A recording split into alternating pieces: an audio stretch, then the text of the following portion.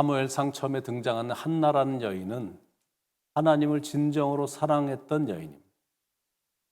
하나님을 사랑했기 때문에 하나님과 늘 기도로 대화를 했습니다. 그런 깊은 사랑의 관계로 인해 하나님으로부터 대단한 응답을 받았죠. 아들이 없어서 참 한이 맺혔었는데 귀한 아들을 얻은 겁니다. 그런데 그 귀한 아들을 하나님께 서원했기 때문에 서원한 대로 기꺼이 바쳤다라는 게 그게 참 감동입니다. 보통 어머니 같았으면 사랑한 아들이 너무나 귀하니까 어떤 변명을 해서라도 자기가 서원한 것을 번복했을 텐데 혹시 약속을 정말로 지켰다면 떠나보낸 아들이 너무 그립고 보고 싶고 또 너무나 어린아이라 걱정이 돼서 많이 울었을 텐데 한나는 오히려 하나님께 찬양을 드렸다는 게 이게 또 감동입니다. 한나의 찬양 내용이 1절부터 10절까지 나와 있습니다. 1절, 2절 한나가 기도하여 이르되 내 마음이 여호와로 말미암아 즐거워하며 내 뿔이 여호와로 말미암아 높아졌으며 내 입이 내 원수들을 향하여 크게 열렸으니 이는 내가 주의 구원으로 말미암아 기뻐함이니이다. 여호와와 같이 거룩하신 이가 없으시니 이는 주밖에 다른 이가 없고 우리 하나님 같은 반석도 없으심이니이다. 한나가 노래한 찬양의 내용은 첫째는 아들을 주신 여호와를 인하여 나는 즐겁다 그겁니다. 둘째는 내 아들을 얻음으로 내가 내 지위, 뿔이 높아졌다 그겁니다. 세 번째는 하나님이 내 기도를 들으셨다. 네 번째는 하나님과 같은 거룩하신 분은 이 세상에 없다 그겁니다. There is none like my God. 그거거든. 그러면서 하나님을 찬양했는데 한나가 찬양했던 하나님은 첫째는 거룩하신 하나님이십니다. 2절에 여호와와 같이 거룩하신 이가 없으시니 이는 주밖에 다른 이가 없고 우리 하나님 같은 반석도 없으심이니이다. 두 번째는 행동을 달아보시는 하나님이십니다. 3절에 심히 교만한 말을 다시 하지 말 것이며 오만한 말을 너희 입에서 내지 말지어다. 여호와는 지식의 하나님이시라 행동을 달아보시느니라. 그래서 교만한 말이라든지 오만한 말은 입에서 내지도 말라는. 왜냐하면 하나님은 모든 걸 다 보시기 때문이다라는. 한나가 찬양했던 하나님, 세 번째 하나님은 용사의 활은 꺾고 넘어진 자에게는 힘주시는 하나님이십니다. 4절에 용사의 활은 꺾이고 넘어진 자는 힘으로 띠를 띠도다. 그래서 늘 겸손해야 됨을 강조하는 거거든. 아무리 한때 힘이 세고 대단했어도 세월의 흐름 속에 사람은 늙어지고 미래는 알 수가 없고 어떻게 앞으로 일이 진행될지 모르기 때문에 그렇습니다. 근데 네 번째는 없는 자는 있게 하시고 있는 자는 없게 하시는 하나님이심을 지금 한나는 찬양하고 있는 거예요. 5절에 풍족하던 자들은 양식을 위하여 품을 팔고 줄이던 자들은 다시 줄이지 아니하도다. 전에 임신하지 못하던 자는 7을 낳았고 많은 자녀를 둔 자는 쇠약하도다. 한마디로 전하 위복의 하나님을 찬양하고 있는 겁니다. 여러분 인생이란 항상 이렇게 사람 눈으로 보기에 잘 되거나 그러진 않거든요. 그리고 상황이란 갑자기 회오리바람이 몰아치듯 바뀔 수 있습니다.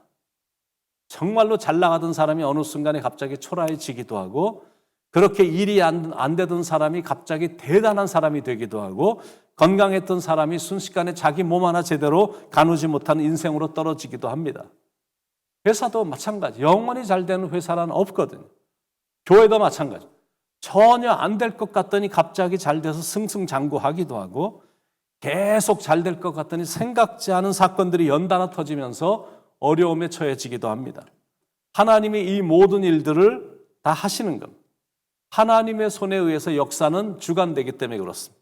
하나님이 일일이 살피시고 각자의 됨됨이를 보시고 그래서 올리기도 하시고 내리기도 하신다는. 그래서 평상시에 처신을 참 잘해야 됩니다. 늘 겸손하게 살고 성경대로 살기 위해 부단히 노력해야 됩니다. 왜냐하면 하나님이 다 보시기 때문이다라는. 다섯 번째는 죽이기도 하시고 살리기도 하시는 하나님이십니다. 6절에 여호와는 죽이기도 하시고 살리기도 하시며 수월에 내리기도 하시고 거기에서 올리기도 하시는도다. 사람을 살리고 죽이는 것, 사람을 오래 살게 하고 일찍 세상을 뜨게 하는 것, 음부에 내리기도 하시고 올리기도 하시는 분이 하나님이시다라는 것. 그분을 지금 찬양하는 겁니다. 6번째, 가난하게도 하시고 부하게도 하시는 하나님이십니다.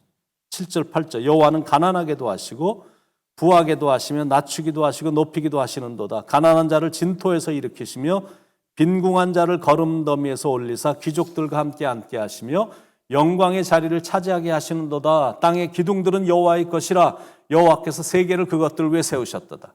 한나는 이미 이걸 깨달았습니다. 그러니까 겸손할 수밖에 없는 겁니다. 7번째, 거룩한 자들의 발을 지키시는 하나님이십니다. 9절에 그가 그의 거룩한 자들의 발을 지키실 것이요 악인들을 흑암 중에서 잠잠하게 하시리니 힘으로는 이길 사람이 없음이로다.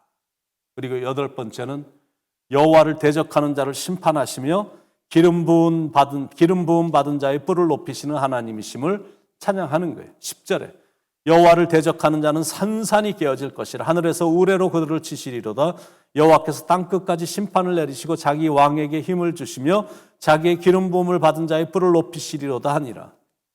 하나님을 그냥 대놓고 대적하진 않지만 하나님이 직접 기름 부은 종을 자신이 치거나 자기가 그 종을 이기려고 하니까 하나님께서 그들을 우레로 치시고 우박으로 치시고 철장으로 깨트리셔서 한없이 비참한 인생으로 전락시키는 거거든요.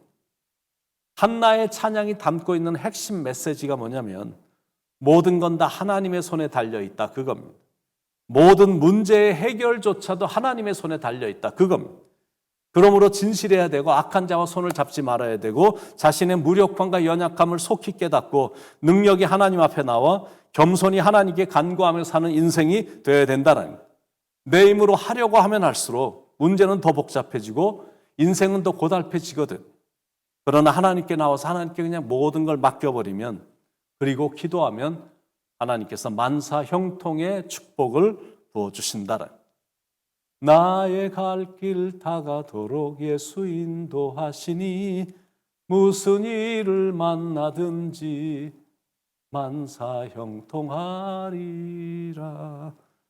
기도가 모든 것의 지름길이라는 것을 한나가 우리에게 지금 상기시켜 줍니다.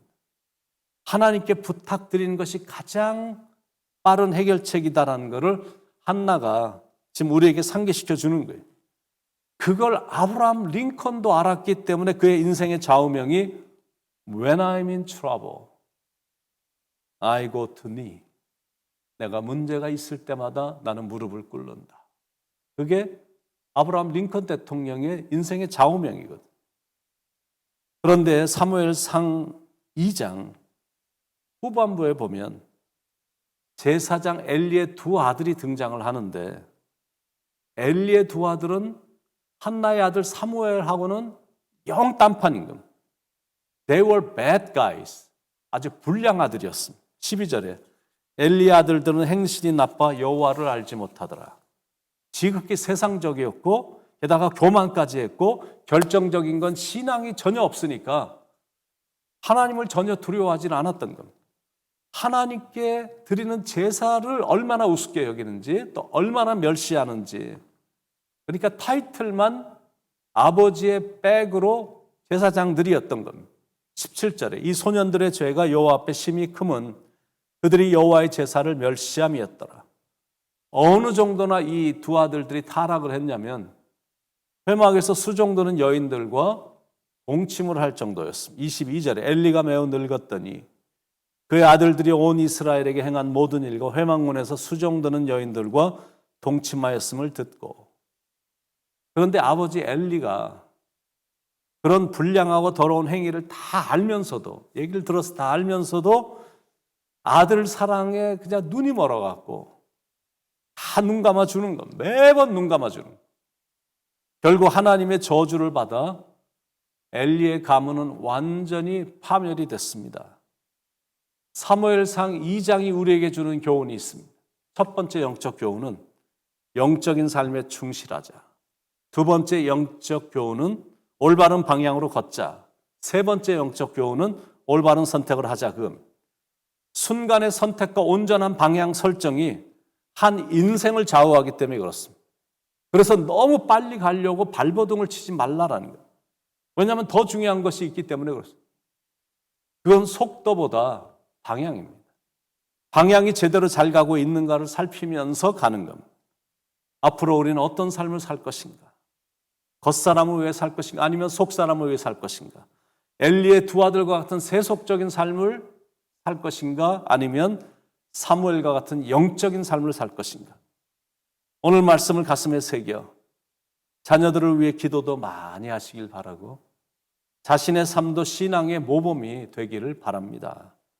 그래서 자녀들에게 끝까지 아름다운 신앙에 영향을 미치고 자자손손 귀한 믿음의 유산이 물려져서 훌륭한 삶을 살고 가문도 훌륭한 가문이 돼서 하나님께 영광 올려드리는 복된 가정 되시길 간절히 축원을 드립니다. 기도하시겠습니다.